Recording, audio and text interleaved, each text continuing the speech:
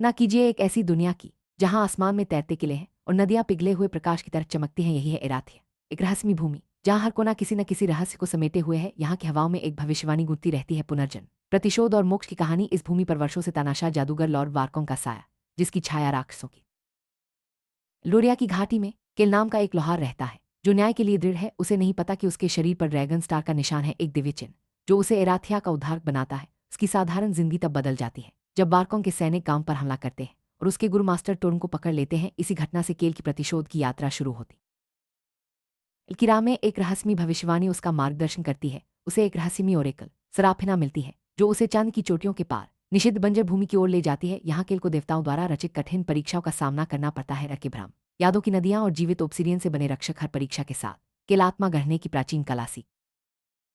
आत्मा गढ़ना सिर्फ एक जादू नहीं बल्कि एक साधना है। केल को सिखाया जाता है कि कैसे अपनी इच्छा शक्ति और ऊर्जा को एकत्र कर उसे वास्तविकता में बदलना है। इन परीक्षाओं के दौरान केल अपने भीतर छुपी शक्तियों को पहचानता है और धीरे धीरे एक साधारण लोहार से नायक में बदलता जाता है। आत्मा गढ़ने की एक कला ही आगे चलकर उसकी सबसे बड़ी ताकत बनती है। की यात्रा में उसे कई साथी मिलते हैं, लायरा, मुंबर्न हत्यारिन, जोरेन निर्वासित राजकुमार और आशा, एक ऐसी उपचार जिसकी आंसू मृतकों को जगा सकते हैं। ये सभी अलग अलग शहरों और कहानियों से आए लेकिन एक ही उद्देश्य से जुड़े हैं, इराथिया को मुक्त कराना। साथ मिलकर वे ब्रदरहुड ऑफ डॉम बनाते हैं जो वारकोंग की अमरता को चुनौती देने के लिए तैयार है। इनकी असली लड़ाई सिर्फ वारकोंग की सेना से नहीं बल्कि अपने भीतर के अंधकार से भी है। उसे अपने पिछले जन्म की झलकियां मिलती हैं। अरियन द बिट्रेयर, वही योद्धा जिसने कभी वारकोंग की सेवा की थी, क्या केल भी उसी छाया में डूब जाएगा या वह इस शाश्वत श्राप को तोड़ पाएगा? यह संघर्ष उसकी आत्मा की परीक्षा है। ऐसे ही आसमान लाल हो जाता है और दो चांद एक साथ आ जाते हैं। केल अपने साथियों के साथ सिटाडेल ऑफ शेरोज में प्रवेश करता है। यहाँ एक अभूतपूर्व युद्ध छिड़ता है। आग तूफान से टकराती है, जादू और तलवारें भिड़ती हैं और आत्माएं जीवन और अनंतता के बीच झूलती हैं। ये युद्ध सिर्फ बाहरी नहीं बल्कि आत्मिक भी है। अंतिम टकराव टॉवर ऑफ इकोज पर होता है जहां समय खुद बिखरने लगता है। केल और वारकोंग की भिड़ंत एक ऐसी आंधी को जन्म देती है जो पूरी दुनिया की किस्मत बदल सकती है। यहाँ हर पल निर्णायक है और हर निर्णय इराथिया के भविष्य को आकार देता है।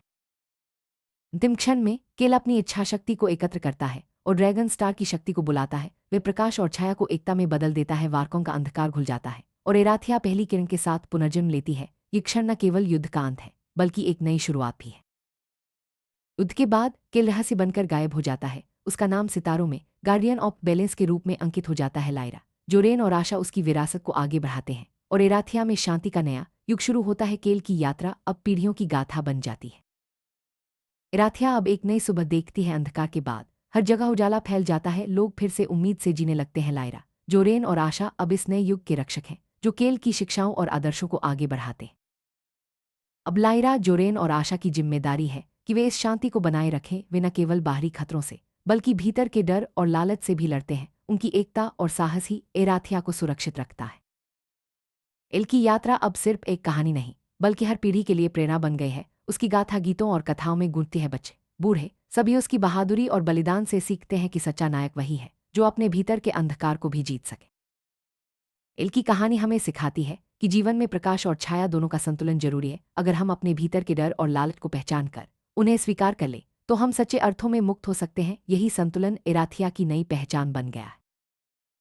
अंत में इराथिया में एज ऑफ रेडियंस की शुरुआत होती है। ये युग आशा, शांति और संतुलन का प्रतीक है। केल की यात्रा की गूंजें अब हर दिल में है और उसकी विरासत आने वाली पीढ़ियों को प्रेरित करती रहेगी। यही है भाग्य की राह जहां हर अंत एक नई शुरुआत है।